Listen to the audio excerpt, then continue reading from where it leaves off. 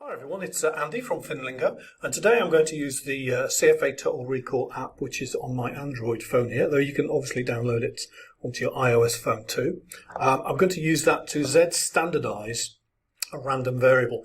What does this mean? Well, you could have some huge financial distribution, normal distribution, and your average could be 67.2%, and your standard deviation of volatility could be 27.9%.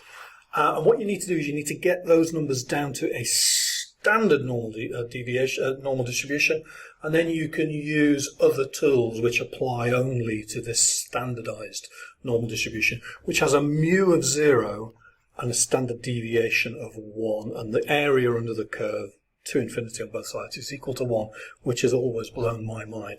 So we just want to get it down to a standard thing, and then we can use tables, and we can use z-scores, and we can use all sorts of things to manipulate the information.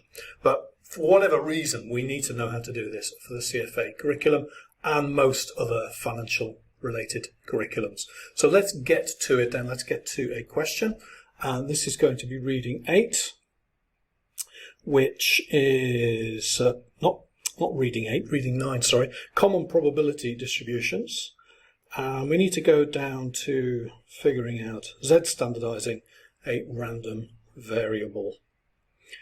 Let's look for the question. So Georgia Andrews at Consensus Advisors is looking at Susquin 75, average annual return, a mu of 21.4, and a standard deviation or sigma of 26.18. Now she has found some value, which is 80.08 from this index, and she wants to standardize it. So what does she have to do?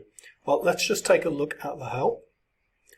So the help is Z, or the standardized score, is the thing she's found, whatever that was, take away the average mu divided by the standard deviation. Let's get back to the question.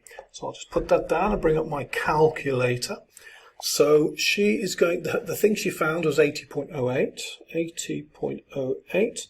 She needs to take away mu, which is the average annual return, so take away 21.4. And we need to divide that by the standard deviation, divide by 26.18. That gives us 2.24 on the standardized normal distribution. This is a standard deviation of 2.24, and from that, with the area under the curve being equal to 1, we can use tables and we can use all sorts of other things to manipulate the information whichever way we want. Let's just check we are correct, of course. So I just need to bring up the app. Oh, it's changed again. There we go. It is responsive. What did we get? 2.2414. I think that's A, isn't it? So let's press A. Let's cross fingers, of course. Yes, got it right. It tells you how to do it. There's a bit of help there for how to answer the question. So let's just try one more. We'll do this as quick as we can. So Martha has found a return of 0.48 minus. We take away the average annual return, 8.87, and then we divide that by 4.16 equals to that minus 2.2476. I think that's going to be C, isn't it?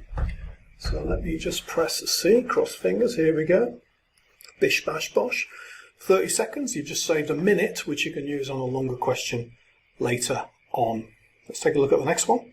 And as ever, I'm going to leave you with Matilda MacLeod, and you can do this question for homework. I'll see you next time.